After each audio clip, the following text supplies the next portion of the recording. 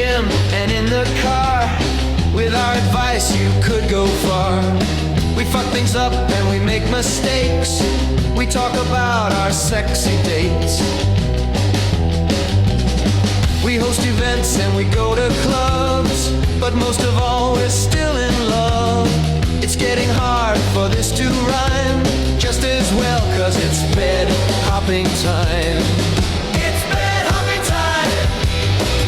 It's bed hopping time.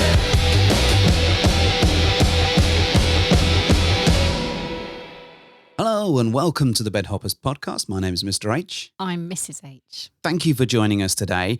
We have got a treat for you, and it's not just our voices, it's the voices of other people as well. Yes, it is. Why are you laughing? Is it because I'm doing podcast voice? No, it's because you always decide that your voice is the treat. Well, I don't think I can back that up in the slightest, to be fair. It's a treat for me. Maybe it's a treat for you. I don't know, but this is a good one, and I'm excited to share an interview that we did about a week ago. We spent some time editing, and by we, I mean I, that we're going to play in a moment for you. But first, we've got a few sort of bit of housekeeping, bit of stuff to update you on, right? What's been going on? Well, we launched a new social event for just before Christmas on the 20th of December. So I'm very excited. Just before my birthday. If you want to send me a present, that's fantastic. Love it.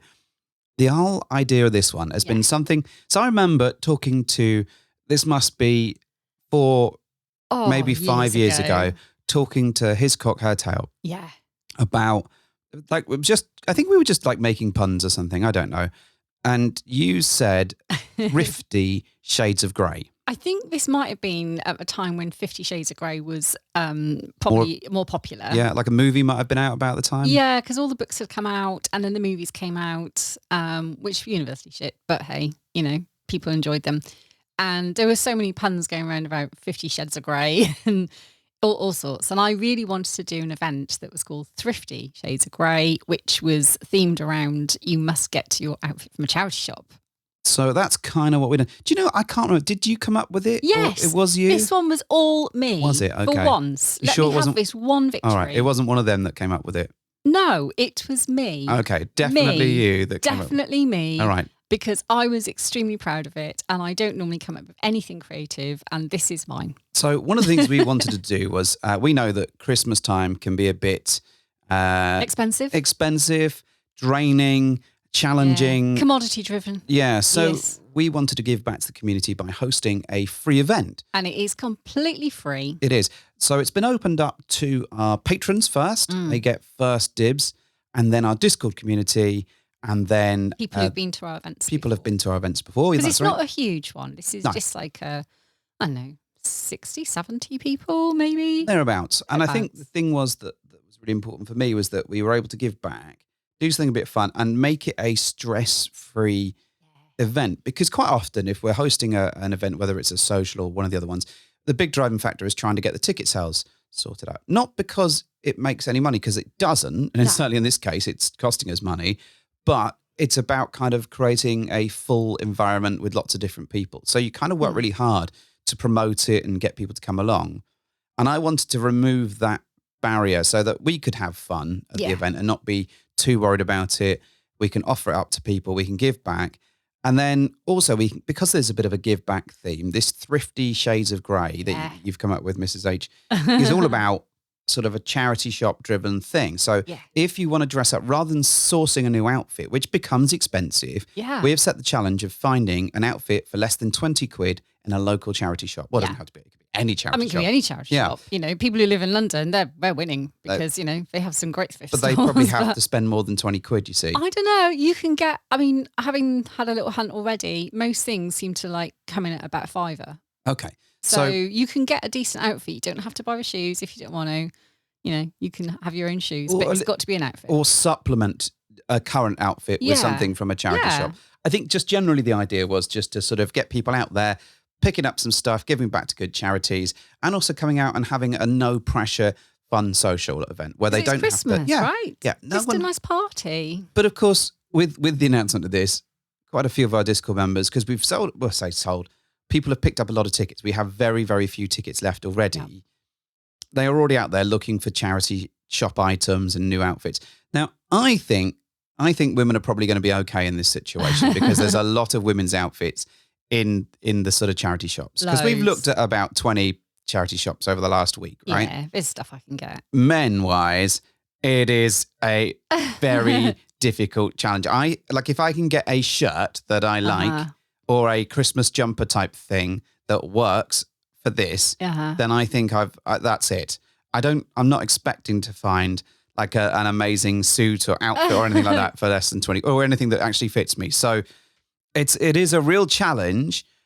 So I think we've inadvertently caused more stress for people. But No, I think people are loving the theme so far. Loads of people have already started looking. And I think one of the fun parts of this is it doesn't matter if the outfit is a bit out there and a bit weird, like something you probably wouldn't ever wear, because that's the whole fun of it. You've that's bought the idea, something right? from a charity shop, you're giving to charity. And if you want to afterwards, you can just recycle it to charity again.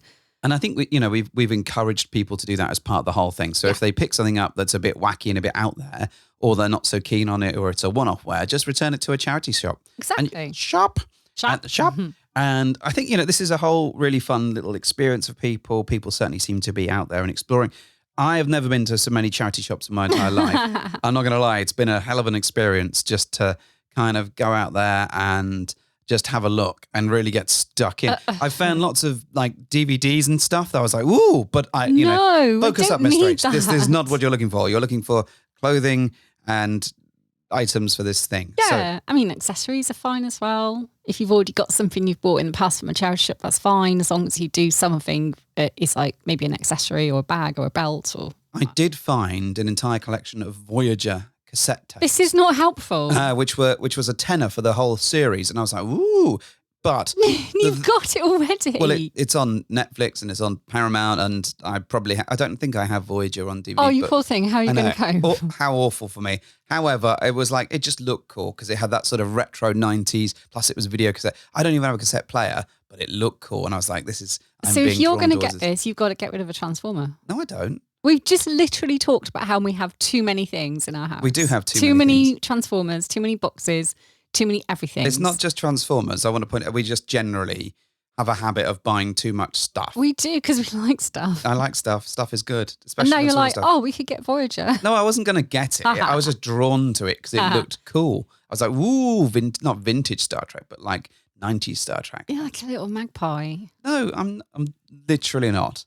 Because I didn't buy it. I avoided it.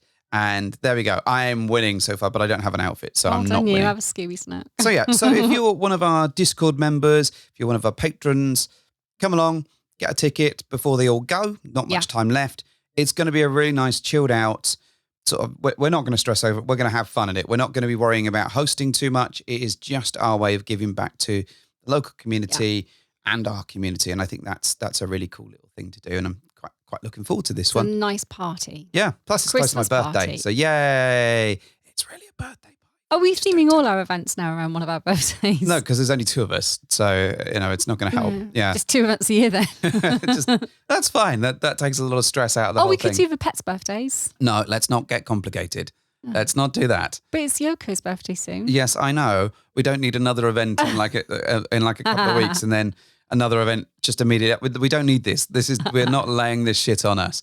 Anyway, so what else has been going on? We're about to go to a play event for the social club next week. Yeah. So we're looking forward to that. I think that's like Maybe. about 40 people that have been to their previous events.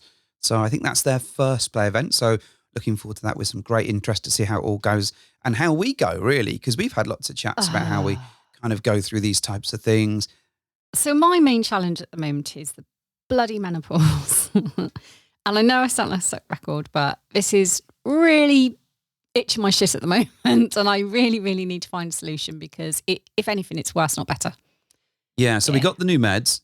Yeah, they have not been and success. So I think the new meds, that the focus seemed to be that it was going to even out your emotional outbursts. Brilliant. But you didn't really have any emotional outbursts to begin with. I didn't. And now it just takes you ages to come. So...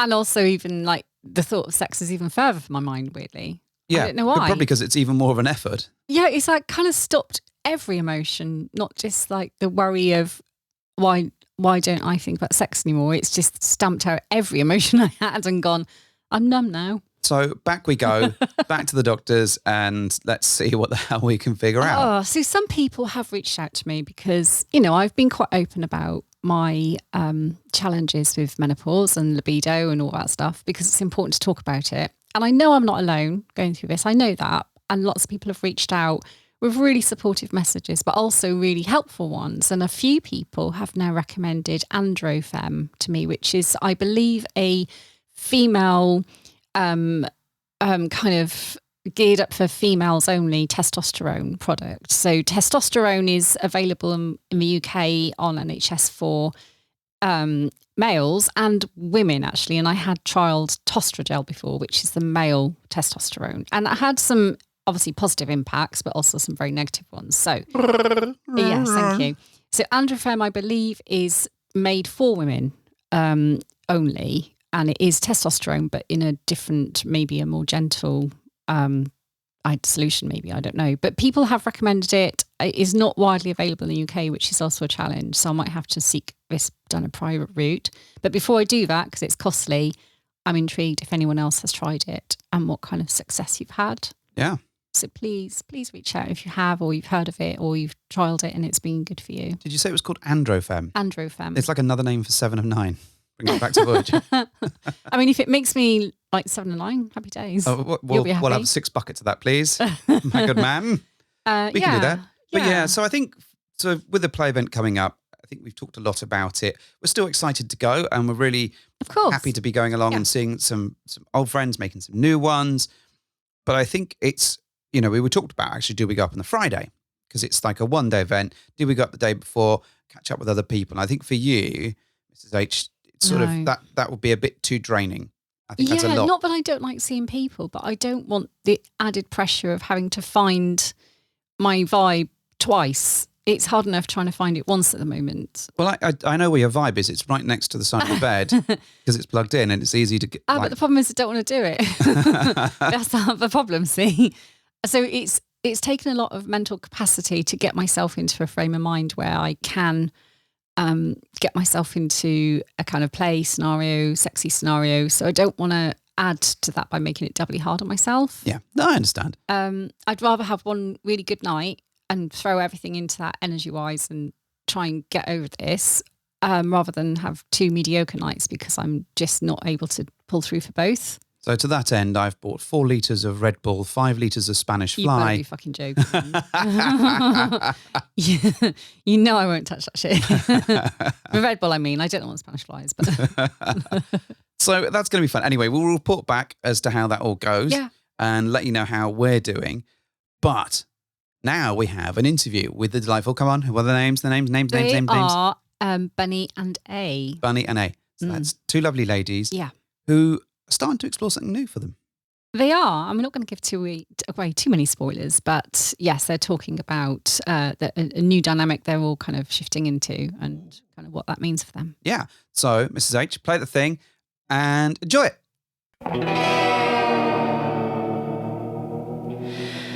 We've got something that's just for you. Holy shit, it's an inner you.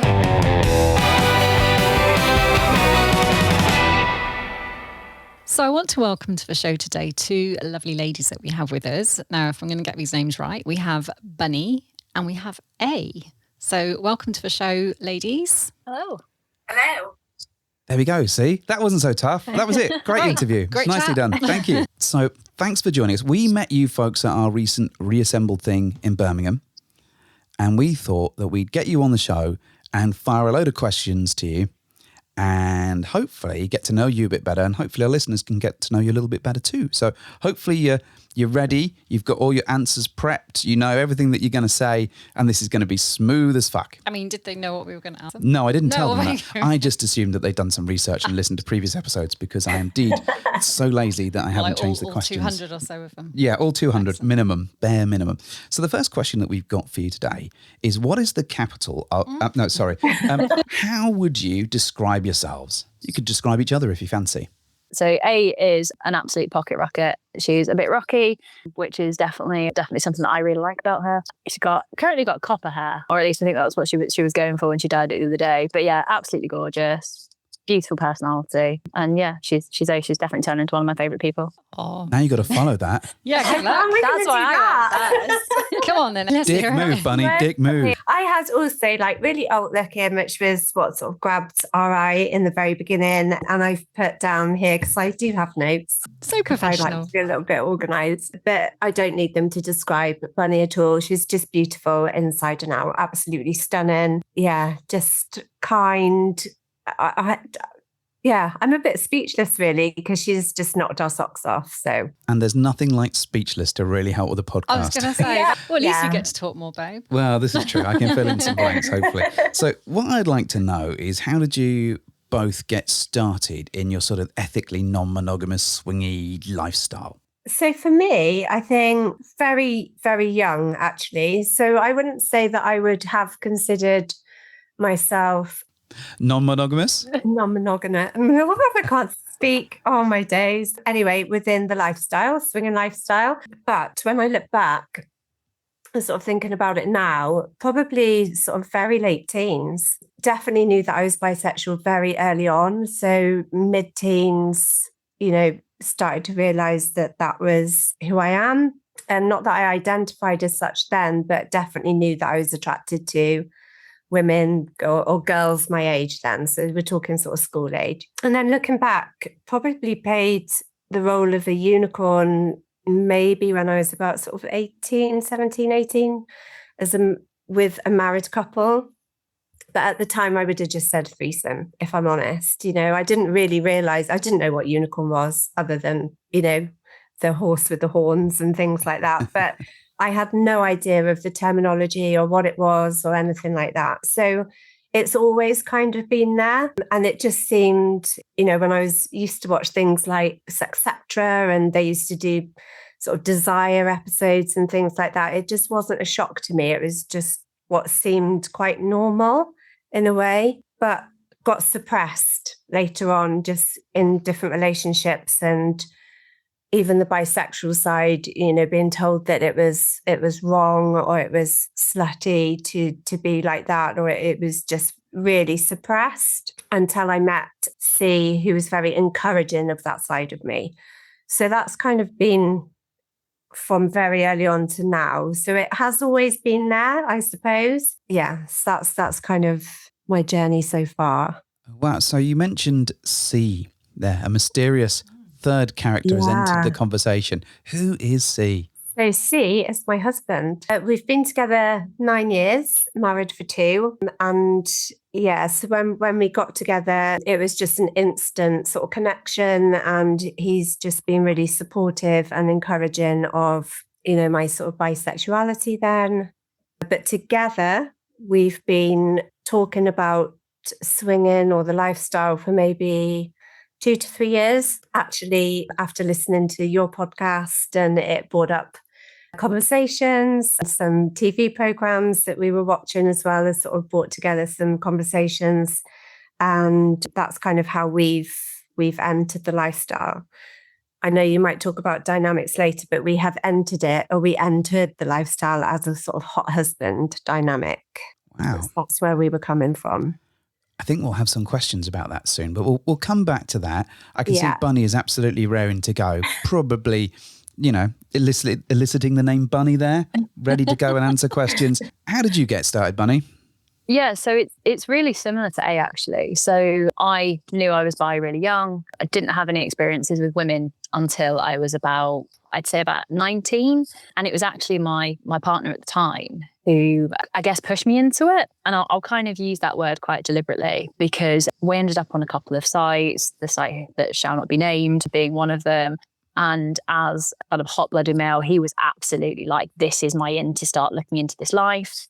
And we did a few clubs and we did a few kind of solo meets. And I think, like everyone, I've got some pretty interesting tales to tell off the back of some of those. But they were never really, I don't think I was ever fully comfortable with the situation. And I think that was definitely off the back of the person that I was doing it with versus the actual situation itself. So we kind of stepped back from it. And, you know, a few years later, we actually broke up. And then I went and lived a very mundane, vanilla life for quite a while. And after kind of 7 years, that relationship broke down. And it was the first time I could really kind of take a step back and be like, well, this is my opportunity to be me, explore as me, understand all the kind of, I guess, repressed, I don't think I'd go as far as saying kinks, but all these things that I've wanted to explore for so long. So after a, I don't know, 12, 13-year hiatus, it was quite exciting to come back into it. Very different coming back into it as a single female.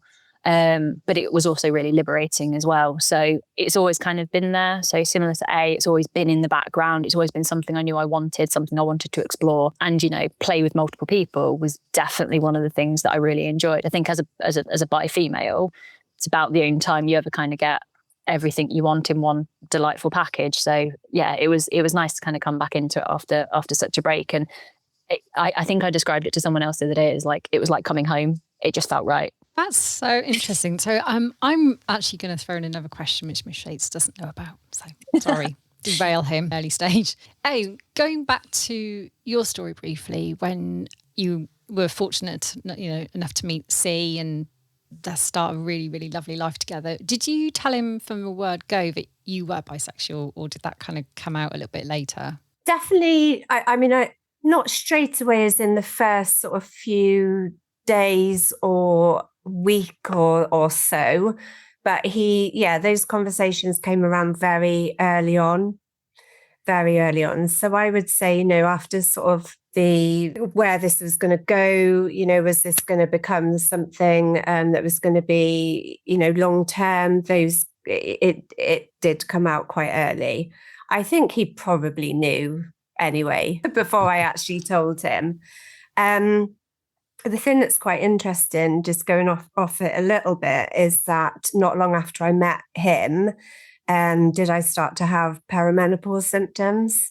So I went through that quite young, really. I was about 38, 39 when that started to happen. And I know it's been talked a lot about on the show, but sort of my libido dropped massively and had, you know, quite a debilitating, I can't speak. I'm honestly not always like this. Debilitating time with it. So there were struggles within our own sort of sex life as well. So again, things were really sort of suppressed in that situation. However, HRT happened, you know, and things like that. And the libido came back.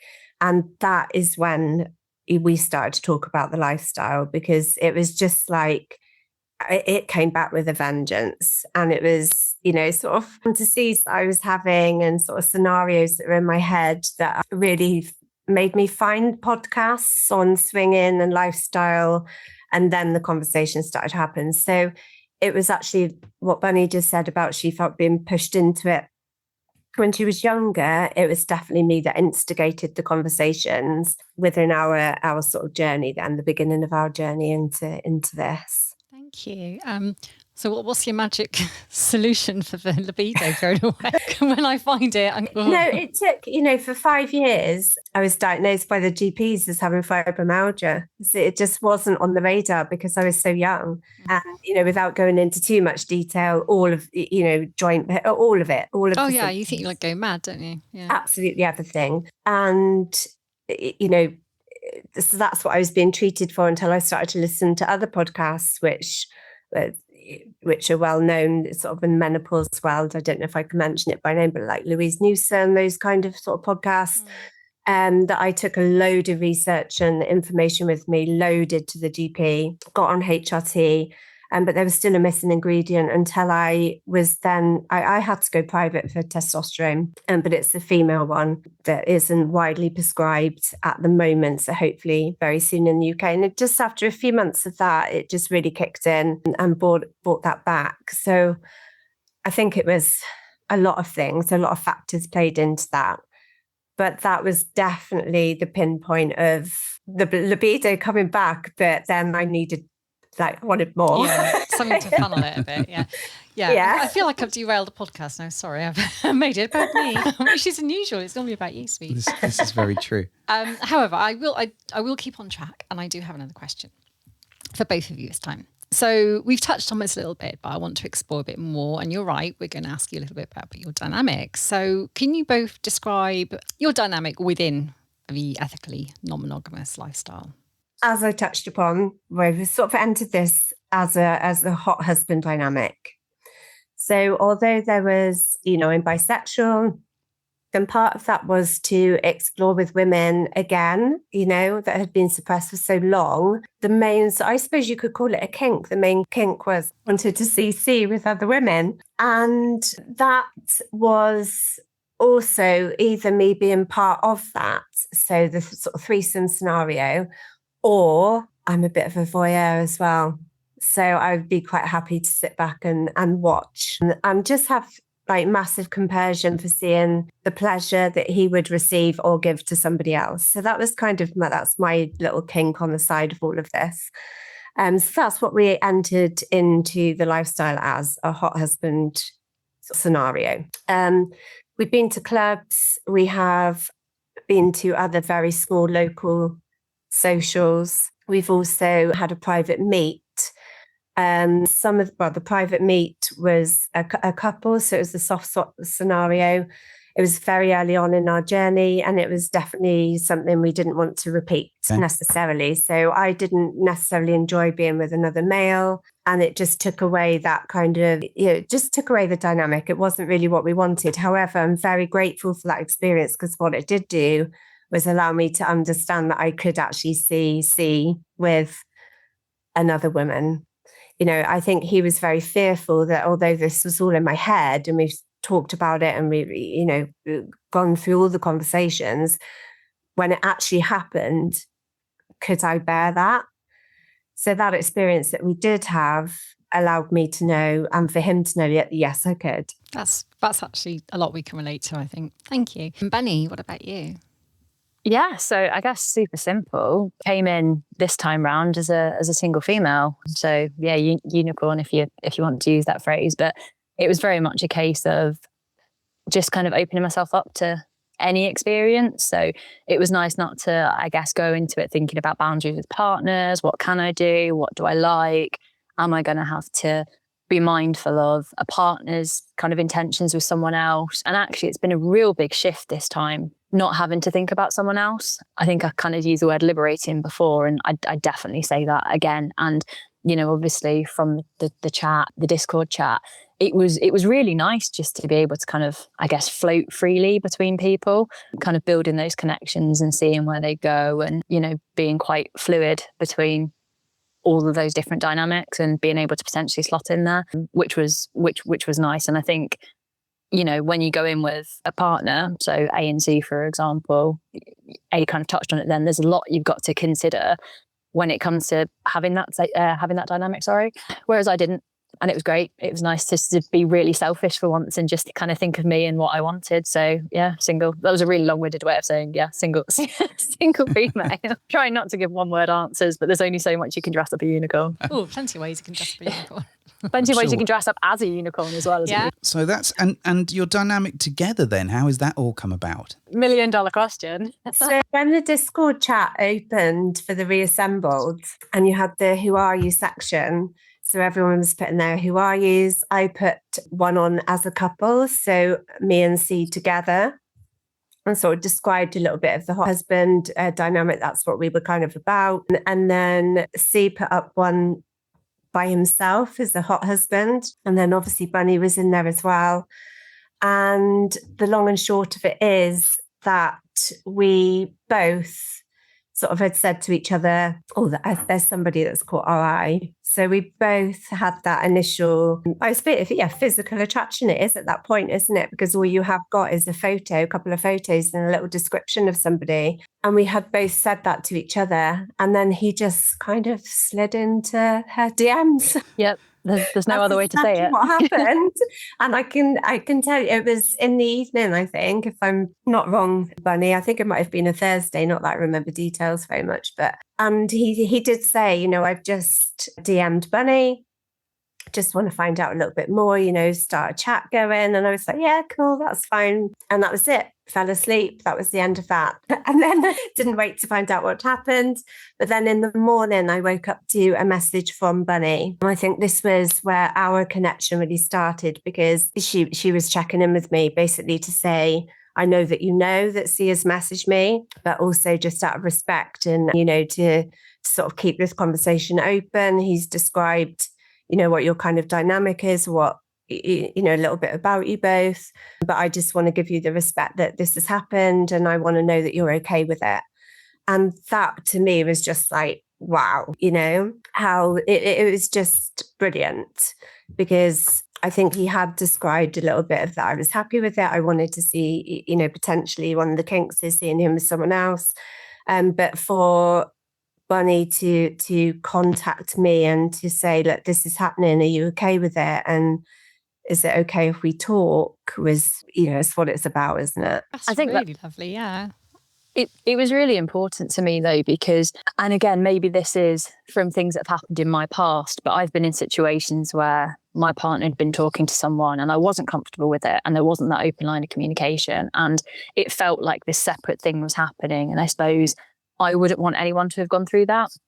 So it was really important to me that, this was the dynamic I was reading on paper, that was then translating through the fantasy. But now, it did, it has progressed, and I think we'll kind of go on to a little bit about how it's kind of morphed and shifted and changed. But it was really nice to see that everything that C was saying was really genuine and really true, and how that kind of, it's so easy to say that through a phone and through a channel, and to say my partner's happy, they're happy for me to say this, they're happy for me to send this.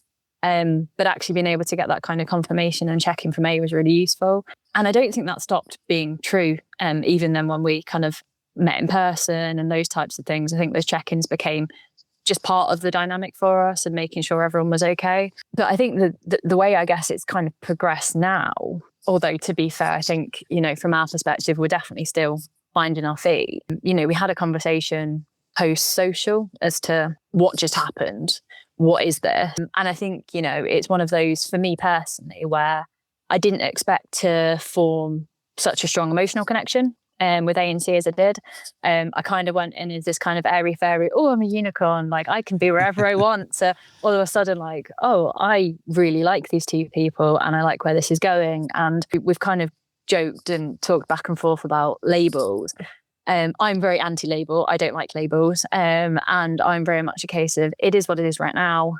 I'm enjoying getting to know A and C together. And it's kind of just a case of we're here, and I'm personally not planning on seeing or exploring with anyone else. I think, the phrase shit swingers has been bandied about a bit.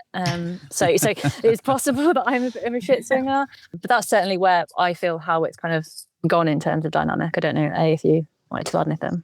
Yeah, because I think leading up to the social, we were having our own conversations. So Bunny and I were very much in contact with each other pretty much daily. C and Bunny were also in contact daily as well. And I really enjoyed seeing those conversations happen between C and Bunny, but also really enjoyed our conversations too. And it was I just think we just knew from the beginning that there was something a little bit deeper happening. There was a lot of alignment with what we were all saying to each other, but what we were saying in our own private conversations as well. So we didn't have a group chat. So it wasn't like we were all chatting together. There was our own independent chats going on, which I think was, for me, really lovely, because we connected on a really deeper level. And then there was it was physical and emotional connection that was happening between myself and Bunny, but also between Bunny and C. So that all was happening in the background before the social. And of course, you go to the social thinking, I remember you saying in the beginning, this sort of just to be mindful about building a connection with people on chats and then seeing them in person, and it might not be everything you want it to be, and all of that. And that was always in the back of my mind. I was thinking, oh no, we're breaking the rules, kind of thing. This is all going to go wrong. But we had arranged to have pre-drinks before the pre-drinks. So on the Friday, we met.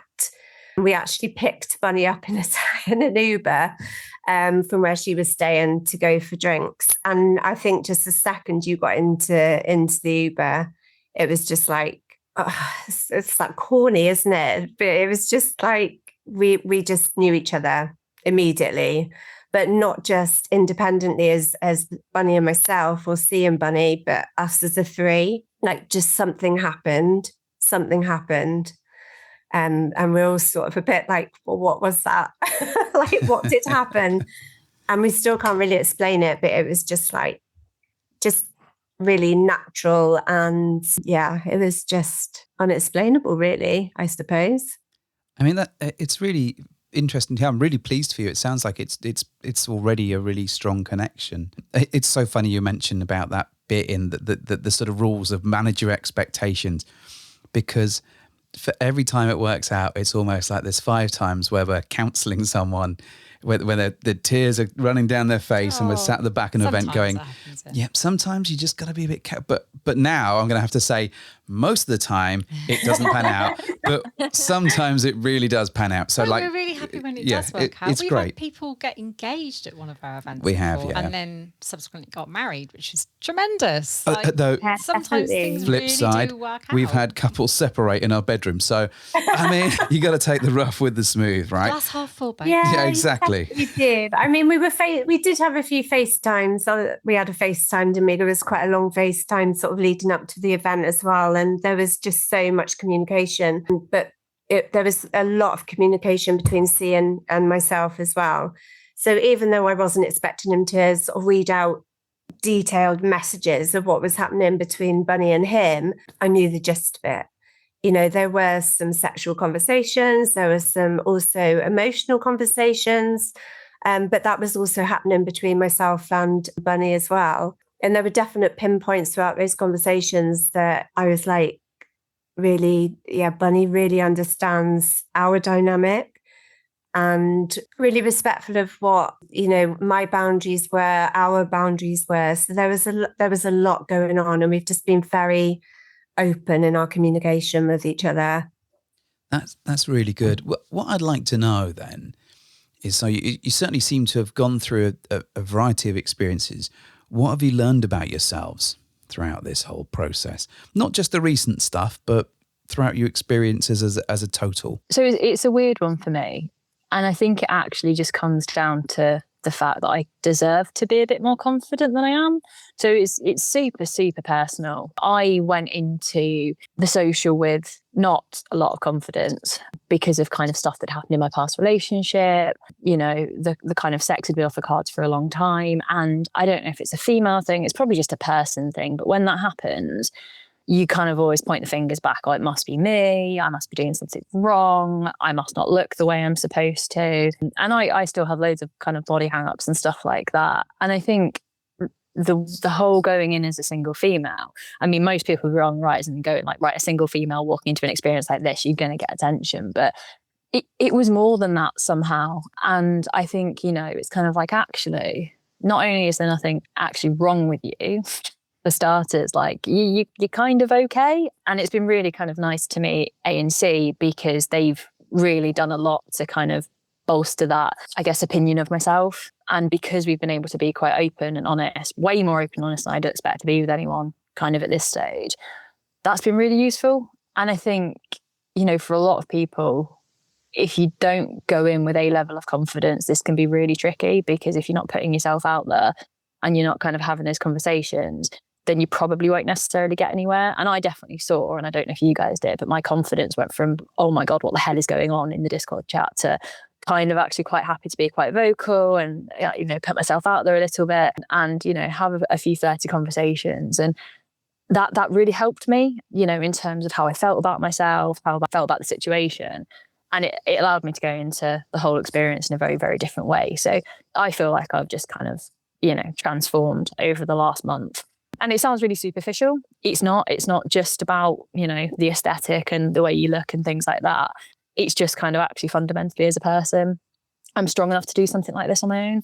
So that's probably it. That's probably a bit cliche, but that's probably it for me. No, that was fantastic. And you've got to follow this up now. You know, let's expect nothing less than sensational. All right. Yeah, I think for me, you know, going into this with Sia's hot husband dynamic, what is that? So, was that sort of multiple meets with multiple partners? Did I want him to like complete it? Complete the swinging scene with someone new all the time? Was that what was in my head? And I think what I've learned, and we had joked, about him. I remember saying to him, I definitely think I could, I reckon you could have a girlfriend and I'd be all right with that. But that was just a joke. It was like in the back of my mind a little bit. But what I've learned actually is that I thought, I'd be happy if I want to use the word to share my husband physically with somebody else. But actually, it has gone beyond that. I am sharing him emotionally with somebody else, He is pretty much, there's a relationship between him and Bunny. There is a deeper connection there. And I just didn't think, okay, so going back to the no kissing rule, when we first started talking about going into lifestyle, I was like, I don't think I can see you kiss somebody. I don't think I'd be all right with that. And then that was out the window very quickly. And then it was like, oh yeah, but then this and that changed as well. And now, we're not just talking about going to a club and meeting somebody that we don't know and just having a physical connection or being intimate in some way. Like there's a relationship building. And I actually feel I never ever thought that I'd be able to share him in that way with somebody else, but it just feels completely natural to do so. Yeah, that's what I've learned, I think. But I do think that's because of the connection that we've all had and the mutual respect and openness and transparency and honesty that we've all had from the get-go, really. That's the learning curve for me. It's quite a good thing as well, because A might be a pocket rocket, but I'm absolutely terrified of her. I feel like if I did make one wrong move, she will, make me pay for it. So it's probably a good job she likes me and that she's okay with all of this, because it's kind of just happened very, very quickly. But I think that's the thing as well. I actually, and I've said this to Bunny quite a few times, I think because the bisexual side of me was suppressed for so long. And when we got into the sort of the hot husband thing, and it was like, oh, well, yeah, maybe I could get involved a little bit if I, maybe if I like them, there might be a bit of soft play going on with me, but it's all about you and being with someone else. And that has completely changed now. So there is that definite sexual connection between us as well. So, yeah, I think a lot has changed. What I've definitely gone into this sort of lifestyle thinking is not what I've come out with, but in a very positive way. Thank you. So on that note, I'm going to segue slightly into the flip side of all this. So what have been some of the challenges that you've both come across? So if we talk about this specific, what's happening for us at the minute, the challenges haven't been there yet. However, we're definitely not sort of naive in thinking that there won't be. So, but Bunny has been really respectful in saying to me, are you going to be okay with this? Are you okay with that? Not only did we spend the Friday night, at the sort of pre-social, we spent most of Saturday, we spent all of Saturday together during the day, going off and doing stuff. And there was a lot of flirting between sort of Bunny and C. But I still think there was a little bit of, or is A going to be all right with this? Or, if we kiss now, is that okay? All of that kind of thing. So I think the challenges have been understanding boundaries so far and maybe not wanting to push them, but also knowing that there could be something that will upset one of us at some stage. Just like any relationship, something may happen at some point where we're going to have to, or someone's going to feel something and that might not be as positive as it has all been so far. But I don't know if Bunny feels the same, but I think because of the open conversations that we're having constantly and the transparency that we're having within that, if you want something to work, you work through it, right? So couldn't agree more. I think one of the great things that I've discovered about, not just about this whole thing, is that every relationship requires a level of effort and, and maintenance. And if you don't put that work in, then you'll lose them. And, that goes from having friends to having much stronger, bigger relationships with people. And I've often thought that, for those that don't sort of try and meet those challenges and talk them through openly, honestly, and have those proper conversations, then they tend to lose those relationships quite easily.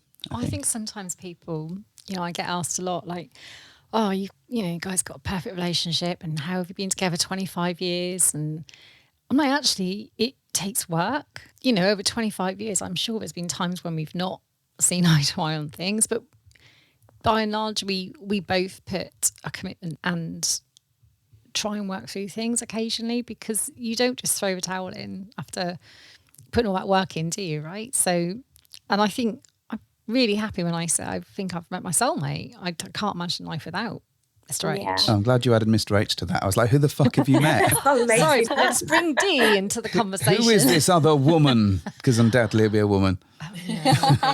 But no, you're right. Relationships do take work, and even relationships which aren't that orthodox, and we're all talking here about unorthodox, unconventional relationships. That should be no different. You put in what you want to get out of them. So it sounds like some of the challenges that you've anticipated you might come across, it's probably really sensible to think it's all good now, but let's be mindful of things that might crop up. There's definitely going to be things, right? Like you said, in any relationship, in friendships or whatever, family, something's going to happen that it could be something as simple as, just the wrong move at the wrong time or something that might trick one of us. But what I would say is at the minute, and I suppose I know C isn't here to sort of give his part in all of this, but it took a lot of conversation for him to understand why I had this kink in the first place. Why did I want to see him with somebody else? It took him a long time to get his head around that. And he did enter this reluctantly in the beginning, into the lifestyle in general. Does it and feel now, for some people? For some people, I think it feels like a trap. Do you know what I mean? It's like a bit of it's entrapment. That is probably like the thing that so I was obviously going to kind of like butt in with my challenges. But obviously it's weird for me because I'm still in the stage where I suppose I've only been speaking to ANC for a month or so now. And it's almost like, I know you're saying you're fine. And, your voice it hasn't gone all weird and squeaky, but are you actually fine? And A was mentioning the kind of trip that we did around the social on the Saturday. And yeah, absolutely. I'm a very flirty person. There was definitely some kind of back and forth flirting actually with everyone because that's just kind of who I am. But there was definitely a note of check back. Is A okay? Is A comfortable? Is A, storming off down the street about to rip my throat out? Something like that. But it was all fine. And actually, C actually got bad, honestly. C actually got a bit of a telling off for not, kissing me and this kind of stuff because apparently, we I don't know, we were doing it wrong apparently. But that's because we were checking in and we were making sure when, as things progressed later that night, it was exactly the same thing. It was that kind of constant check-in. But I think, and I know this is more broadly, but I suppose this is a much more recent scenario and I've only just dipped my toe back into the lifestyle. So this is probably the most relevant. But for challenges for me, I guess I am the party that's outside of the relationship coming in. So I've got two people to make sure that are okay. And that's not to say they don't make sure I'm okay at all, but I'm the person that's got basically this marriage and this union that needs to stay intact. Otherwise I'd be very unhappy, and I'm also not there. So, a lot of our communication is obviously via text, the odd FaceTime call. I can't always talk more openly as well. So for me, it's quite difficult. And, it's so, I think the value in those little kind of, just before bed chats and this kind of stuff, I'm always going to be at a distance. And I think actually learning for us to navigate that.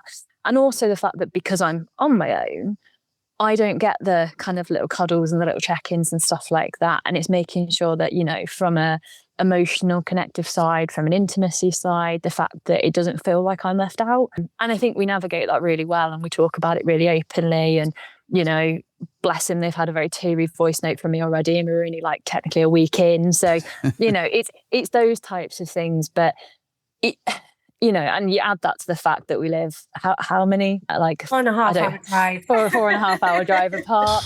Yeah.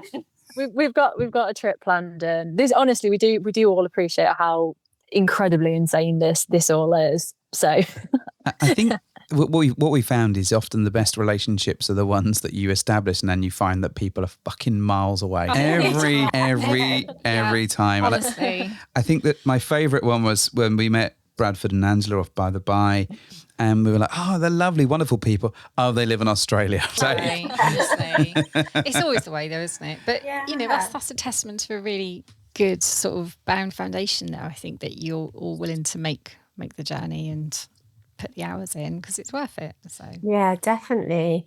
And what I would say as well is, you know, I was just saying about sort of C's reluctance to come into the lifestyle and that kind of apprehension that he had. There were tears leaving Birmingham on Sunday from both of us. He had, you know, the club situation didn't work out well for us. He was very uncomfortable in that environment. The private meet was a good experience. It did what it was there to do. And we were very grateful for that. But again, it wasn't for him. He was really happy and relaxed at the social. That was he said, great environment, loved it, had a lovely time. Although we did kind of keep in our little booth until the karaoke, and we did kind of stick with each other, and we did have chats with other people, but he loved that. And I think, you know, we met Bunny for breakfast on the Sunday as well before we all sort of had to head home. And for him to turn around to me and sort of say, like, what is this? You know, what is this? Because not only was he struggling with maybe having to be physical with, you know, poor him, physical with another woman,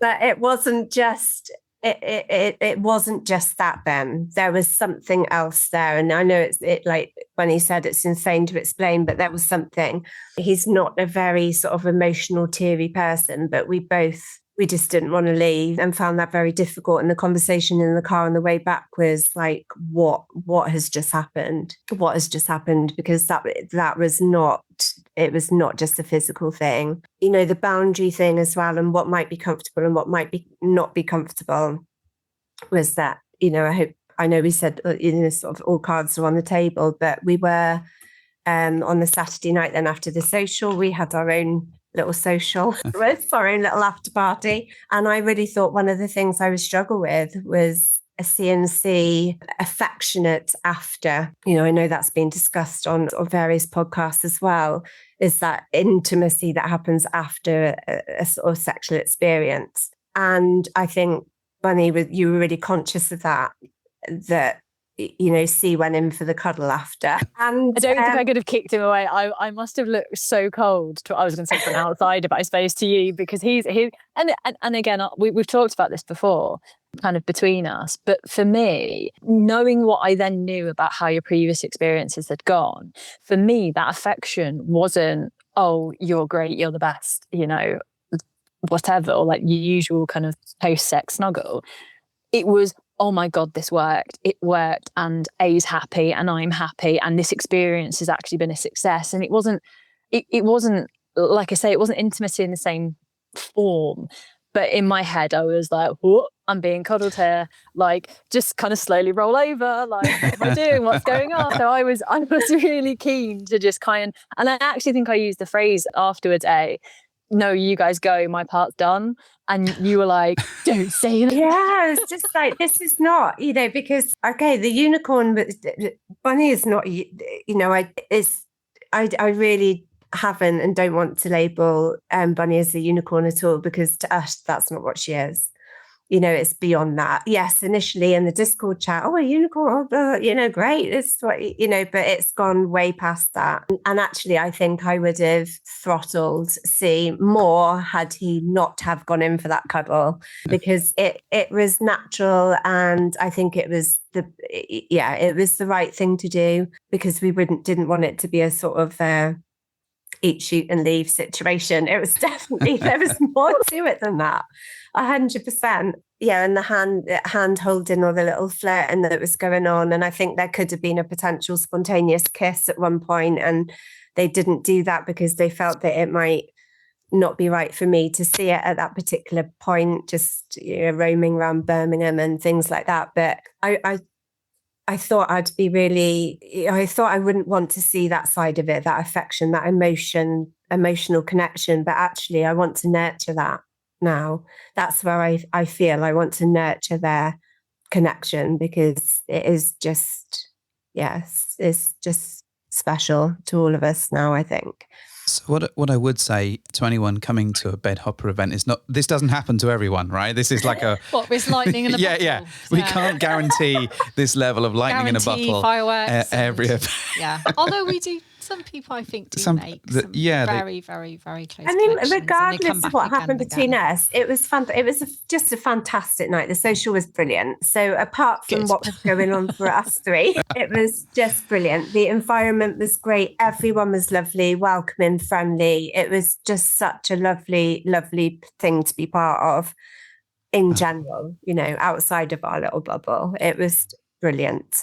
And apparently it was our first test as well, because I actually managed to be the one that got jealous of C. So that was an interesting shade of green I turned. So A was quite happy to sit back and watch me kiss and cuddle. But bearing in mind the setting and the atmosphere we were in, apparently when I'm around, that's not acceptable. That was fun. It's definitely a learning experience, which in a wonderful segue takes me to the next question, which is, what advice would you give to newbies? I think, the word dynamic gets thrown around a lot. And again, this is reflective of kind of my experience, but I would say just allow yourself to be quite fluid and open to whatever the situation brings, because I think different people will inspire different things in you. So whilst it's really good to know and understand what your boundaries are, I think, don't be afraid to lean into those or away from those as they kind of chop and change, because, you can call yourself a certain dynamic and then walk in and find actually it really wasn't for you, or actually that didn't quite encompass it. And we've started talking about those different labels and stuff recently, and it is genuinely just quite confusing. And we were trying to work out, right, what would we be called? And I was like, maybe we just don't call ourselves anything and we just enjoy our time. But yeah, I'd just say it can almost limit you in quite a negative way. So I'd just say just try and enjoy it and make those connections and then work out what you want from there. That sounds good. I think one of the best bits of advice I remember hearing, I think Daryl from Wanderlust Swingers says, always try food twice, because if you try it the first time you don't like it, assume that it was cooked or prepared improperly. So try it again the second time, and if it's still shit, then you probably don't like it. But it goes with life, But it doesn't apply to me putting a cock in my mouth, just so that the mistake is clear on that. Oh, no. I mean, that audiobook is still playing every night. I don't know where it comes from. You'll love the cock. You'll love the cock. no, I'm going to try the reverse psychology now. I'm just going to be like, no, you don't want it. No, I don't. Yeah, that's There you it. go. See? I never want to That's see fine. that I in don't my want you to life. want it. It's the way she winks when she says it. I never want to wink. See, Can't wink. imagine anything worse than seeing. And what would be your tips for newbies after consulting with your oracle-like notes? So I would say, I can't say communication because that's not allowed. However, I'm going to use that in some way and say, it's transparency. For me, I think transparency, being just completely transparent about what you want, where you're coming from, so when you are, I'm going to use the word communicate, when you are communicating, to be transparent within that, because everyone can communicate, right? But that doesn't mean you're communicating in a good way all the time. So definitely being, just completely transparent and open. And I agree with what, Bunny said. We were saying, or is this poly? Is this a throuple? Like, what is this? But actually, it's just what it is. We've just all kind of fell a little bit into this 3 and just enjoy what it is. I think, it's so early in that process and you're still figuring out everything. So I think to label it at this point when you don't know yourselves would be like you say, it would be restrictive, I think. So just enjoy what it is, I think. And as time goes on, then you can absolutely slap a label on it because you'll know more about it. I'm very about labels, as you may know, because I write and I like being able to say what it is. But there's no point doing that when you don't know yourself. So you kind of need to explore and discover and figure it all out. come back in a while and then we'll have that chat about what label it is. Then we can slap it on the top and I can be in the knowledge that I know what something is about. You need that thing that comes at the end of like first dates when it like brings up the recap of how it all progressed. Yes. Or something like a RoboCop visor where I've got like a crosshair and I look at people and it identifies and it comes up and it goes, this is what they are. And it does it for me so I don't have to. Did you ever have a label maker when you were a kid? No, I didn't. Would you like one now? As an No, adult? I know you've got one. I've got Love a a... label maker. I don't have We a do label have one maker. somewhere. Yeah, we do. Well, why are we not making labels then for everything? Because I got Sounds amazing. the little photo printing thing instead, and that was much more fun. Anyway, I can see that Mrs. H here is dying to ask her favourite question. Oh, I like this question. Go for it. Yeah, my fave. Yeah, having a rant about things. So, room 101, my favourite thing. If you could put one thing into 101, so something that you could just bin off, get rid of it from, let's call it a lifestyle, go on, what would it be? So I've really thought about this, and after all the label chat, I now don't feel like I can put labels in to Room 101. But do you know what? And I'm going to be very careful with how I phrase this. I've got animated now. I can feel my hands going. Really rogue, and I try to be really different with this answer. Finger prick blood tests. Yes. So They can fuck off. annoying. Like sensible swing. Bearing in mind, I completely went to this thing expecting nothing to happen. It was a social. I was dipping my toe in. I was just building some confidence, and I was like, no, I'm sensible. I'm going to do this properly. So obviously ordered the super duper kit. Thank you, NHS. Why couldn't I bleed? I just didn't understand, and it got to the point where I'd used my scary Lancet thingy. I'd convinced myself that there were 3 in the box, but I could only find 1. I had to order some more from Amazon to come the next day. So I now have 100 Lancets. Still, I showered, I exercised, I was holding mugs of tea. For the love of, I could not get this thing to work. And yeah, I mean, my poor fingers were battered and bruised, and I had to still order another kit and try again the next week. But yeah, that's what I'm putting in, because we try and be safe, but they don't make it easy. I love that. I'm going to jump in with this because I could not agree more. You hate them, don't you? I did the last one for you, and I got blood out of you. Well, the funny story is, so Carolyn here did this one for me. And because I normally can't bleed, it's just one of those things. So even if they're trying to get it out of my veins, it's an awful, traumatic experience. I made him bleed. So she made me bleed, put it on the side. From his nose, from just fucking, well, no, she was like milking my finger. I did. I got It was- It is actually called milk in the finger. Yeah. I got blood out of him. Don't Really worry. sexy move. And then she put it on the side and fucking knocked it over and then had to do it all over again. I was like, honestly, I cannot describe to you how upset I was about this. My claret, my precious claret on the bathroom What was floor. the dog was like, oh, blood, no. She didn't touch it, don't worry. She did not touch it. Radioactive dog. But I was so cross to myself. and I think just generally injections or taking blood I'm not good at, so they can't get it from the normal place for me. So they go on the back of my hand now. So when I go to like the GUM clinic or whatever it is, and I often will phone up and go in rather than trying to do it myself and suffer through this. And there'll be a cocky fucking nurse who'll be like, don't you worry about it. I've got 40 years, blah, blah, blah, blah, blah, blah, blah. Can they fucking get it out of my arm? Can they fuck? And this happened on our wedding. So we got married in Mexico. And one of the things you had to do at the time, it was a legal requirement that you had to get your blood test done. I don't know why. I just assumed to ensure that we're not cousins or whatever, or riddled or something. I don't know, whatever. But it took them 13 goes on to actually get blood out of me. And so you can't see in my wedding pictures I'm wearing a long sleeve shirt, but my arms are just bruised to. Like something out of Train Spotting. Yeah, it does look awful. I, on the other hand, First I'm time. like a fountain. Yeah. I literally like, wee. But what about with the blood? Ways. Yeah, I get blood really easy. It's great. Love it. But yeah, we can go on room 101. I'll allow that. Absolutely allowed. And A, what about you? Yeah, I'm not going to be as funny as that. But I completely agree, because actually mine was fine, but C's was an absolute nightmare, and we had to redo his because his just didn't go very well either. And I can, if I had knocked his over once we got the full pot filled, I don't know where we'd be now. But I want to put into 101, and this is controversial, the phrase "the naughty hobby" is what I'm going to put into room 101. And I know where that comes from quite a lot. Okay. Yeah. But I think it's, it's been, I get the ick every single time I hear it, because for me, is it a hobby? I don't go out on a Tuesday night and, just do something for an hour and come back. It's not like, Transformers hobby, like all of these kind of things. It's a hobby. I don't know if you call it a hobby for lifestyle. I'm not sure. I might be water there, but I just think is it a hobby? Is it something you pick up and put down? And I understand the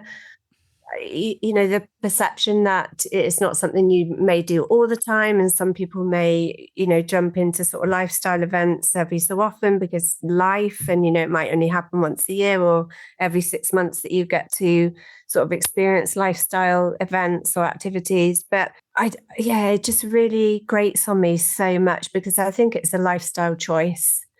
It's a lifestyle choice. You wouldn't say sort of being bisexual is a hobby or being something that I'm very much with you. And if I may interject slightly, great. I think to call what for you over the last month or few weeks that has been a life-changing experience, a hobby, is really devaluing what you've been through and what you're experiencing at the moment. Yeah, I think it is. Very much so. It devalues all of the relationships that you make, all of the friendships, all of the other things, by reducing it down to something that sounds like you're doing a bit of knitting, frankly. Yeah. And I think that's where I don't like the phrase at all. It feels like it's taking it back to like a 1950s bloody beachfront postcard. I was thinking it's giving me Carry On vibes. Yeah, it just feels really derogatory, really base. Saucy. Yeah. And I think, I don't want to say that this is all fine art and it's like that it's all life changing all the time, but it is more than something like a little thing you do in a corner on a Friday night. Do you know what I mean? It's like all the sex people ratting over there. There's sex people, Lynn. No, it cheapens it completely. I think that's such a great word, actually. It just cheapens it. It cheapens the experience. It is derogatory. It just doesn't sit right with me somehow. This to me is not a hobby. I'm not playing with my marriage here. It's not like it's not a hobby that I'm and I'm sure for everyone else it's a lifestyle choice. You're choosing to live and to engage in relationships in a maybe non-societal way, how we're supposed to be, isn't it? But I wouldn't call it a hobby. It almost takes the emotion out of it, which is really weird because I suppose, and again, appreciate how new the situation is, but it's the emotional and the connection that I guess really made it different for you. And particularly, I'm sure you won't mind me saying, but particularly for C as well. Yeah. That was like the difference maker. And for him to just, I think if it was a hobby, I think he'd have been all out. Yeah, definitely. You can put that in 101 for sure. It's very tacky. They can both things can get in the bin. So what would be, and maybe you haven't had this conversation, what would be your ideal date? Now that could be as a 3. What would, you've got the opportunity to set it out now. The next time you all catch up, what is it going to be? What's the date? Well, I think we have had this conversation, amazingly. And I mean, if you ask C, he'll give you a slightly different number of days until I actually go and visit. But for me personally, it's just down the beach. So, I mean, I'd personally go for hot chocolate. I think A and C would probably go for wine. But big blanket, just chilling out under the stars, just enjoying each other's company. It's super simple, but it works.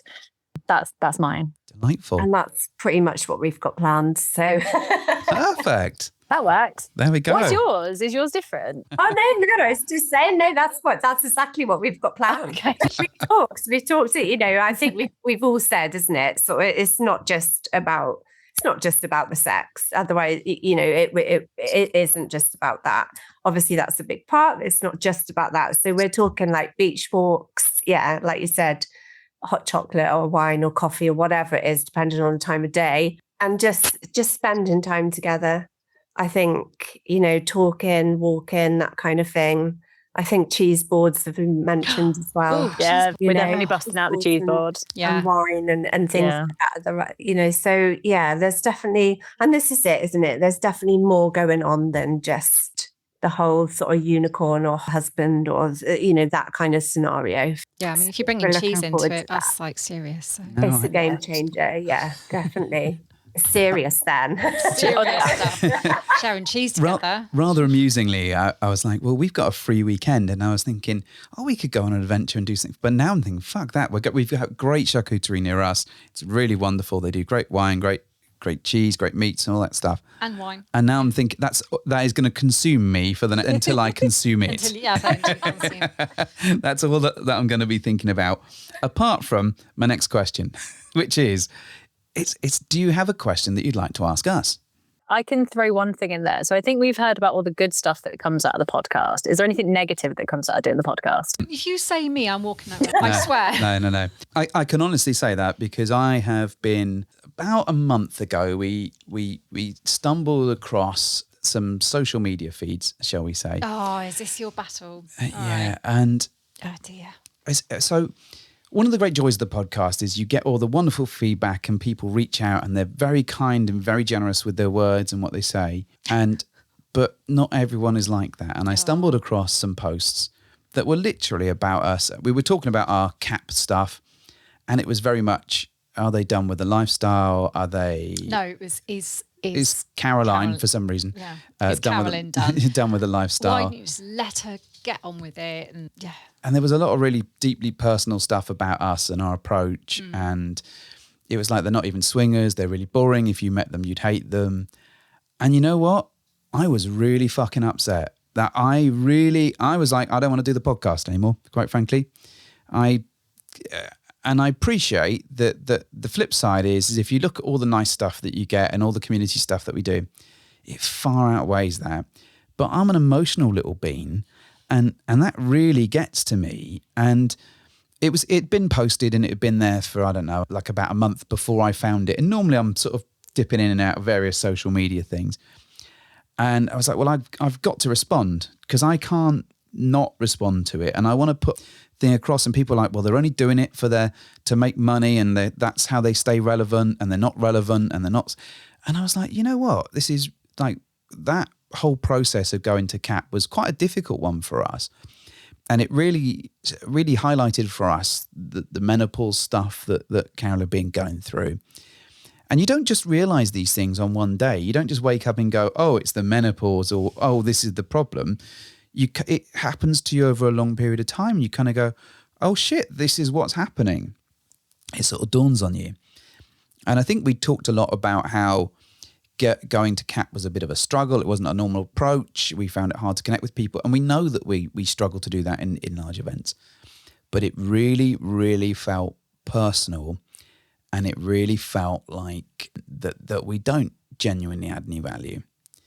And for me, that consumed me for weeks. A while. It still does. To this day, I'm still going on those platforms and just refreshing in case something pops up again. Because I recognise that we cannot be for everybody. Like you can't please everyone. You can't be all things to all people. And I recognise that I can grate on people. I recognise that Carolyn can grate on people and that we can rub people up the wrong way. I get all that. But it's a really hard read when you find it. And, you know, I think for us, I replied, I put what I hope was a good response to all of those things and addressed what I could whilst taking on the feedback. Because to me, it is important that we list, like, if people have got complaints, I want to listen to them and try and address it if I can do. But I'm also conscious that we don't get paid. We don't earn any money from, I can tell you for the fact, the social we did not earn any money on. I can tell you that we don't earn any money from the podcast, apart from we have like 150 quid a month from Patreon, which when you take out our hosting costs and equipment costs and doing the badges for the events, we lose money. So I'm kind of like, it's very difficult to sort of address that stuff without kind of Feeling hurt. And I think So we've got over it, and I think I've got over it for the most part. And I think having the event reassembled was us getting back to doing what I think we do really well, which is fun socials and a fun environment, and also the podcast, like interviewing people and talking about our stuff. And that has helped quite significantly. But in terms of bad stuff that comes out of the podcast, that is a huge challenge, because you're always going to get that. But it's like when you watch a film, you turn to your mate or your partner or whatever and go, you know what, that was a shit film. I fucking hated that.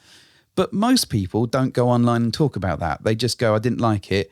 And they don't deliberately tag the person that's made that film and go, oh, you made a shit. Now, some people will. And that's the challenge. And that's what we get with the show.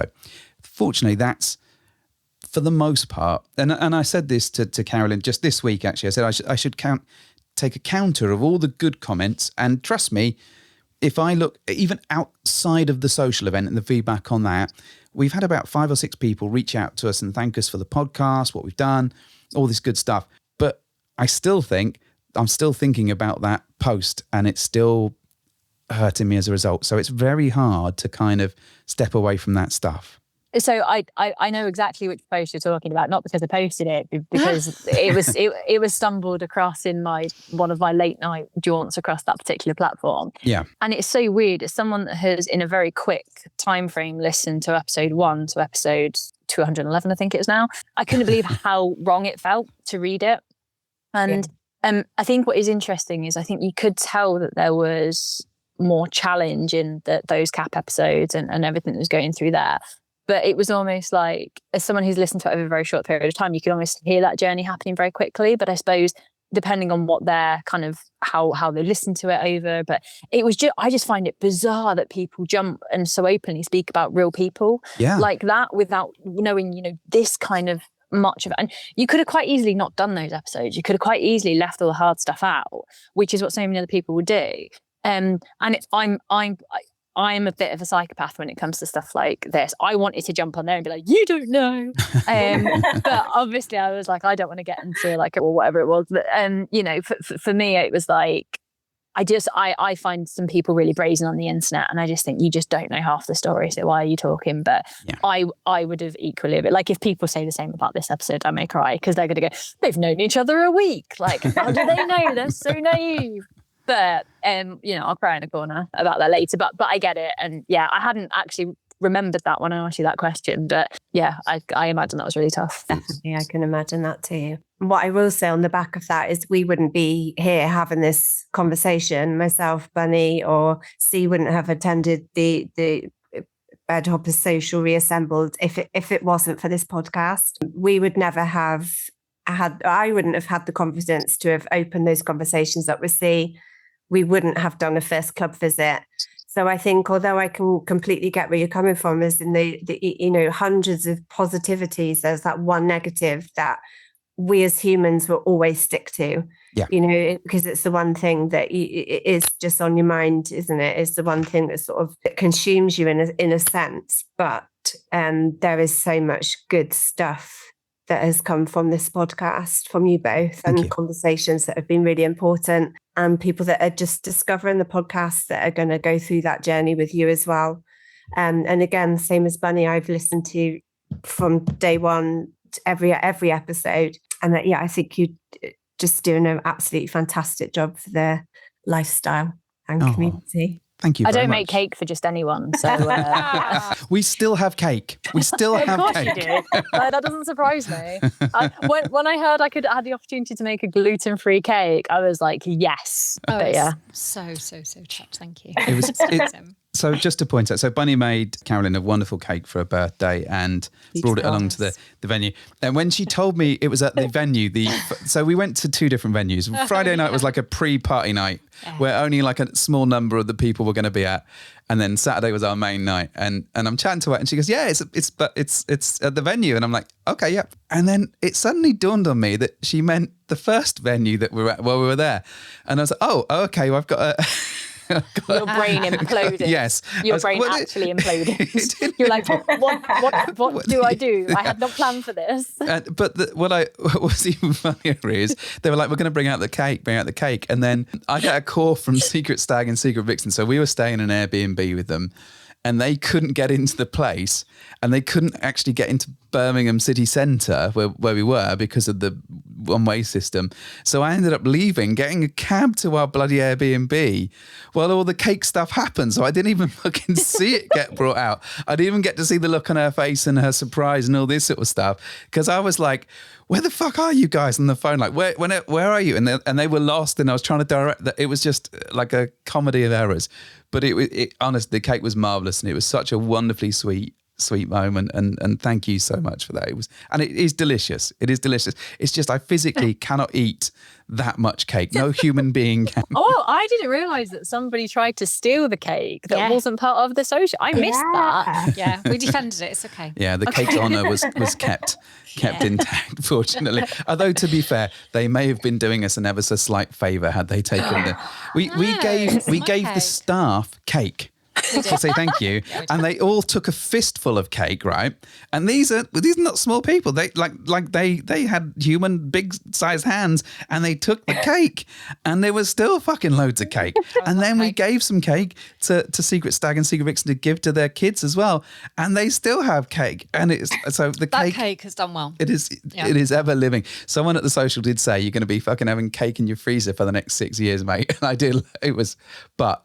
Honestly, threw the cake away. It's fine. No. It's I'm going to recycle it. I'll use it at the next social. You're taking, let's It was when I walked in the next day and I was like, oh, by the way, here are the brownies I promised you 2 months ago. You were like, what? What the actual physical fuck? I show love with baked goods. Yes, I'm sorry. Yes, it was very affectionate and You may very continue to wonderful. do that. Yes, thank It you. was tremendous. But Thank you. they were, and I can't stress enough that they are lovely and it's so nice. It's just the volume of the brownies were like a manageable amount, but the cake. Honestly, you could do bicep workouts with this thing. You really, which worried me ever so slightly. Anyway, so I just want to say to you both, thank you so much for coming to the event and for sharing your story and coming on the show as well, because it's been really delightful getting to know you better. And I think listeners will take so much out of what you've had to say. You're going to get cake orders. Cake orders by the bucket I already load. had one off the back of Friday's. I'm not surprised. I'm not shocked in that at all.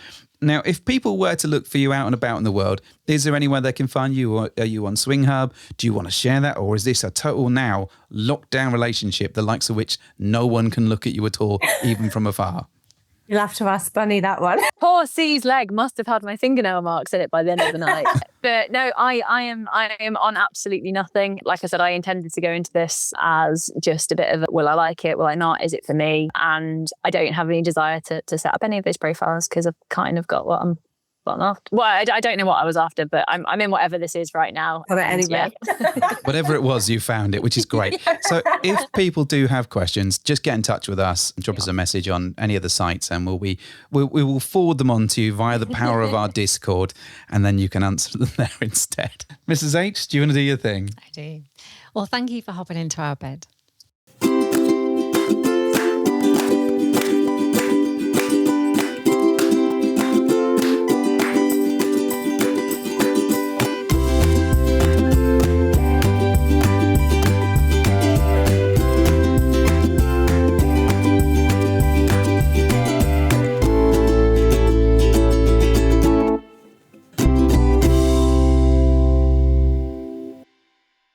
So I just want to say a huge thank you to Bunny and A for coming along, for jumping on the show, for taking time out to speak to us, and for also coming to our events, and for being so kind about the stuff that we do. Yeah. It was all very nice.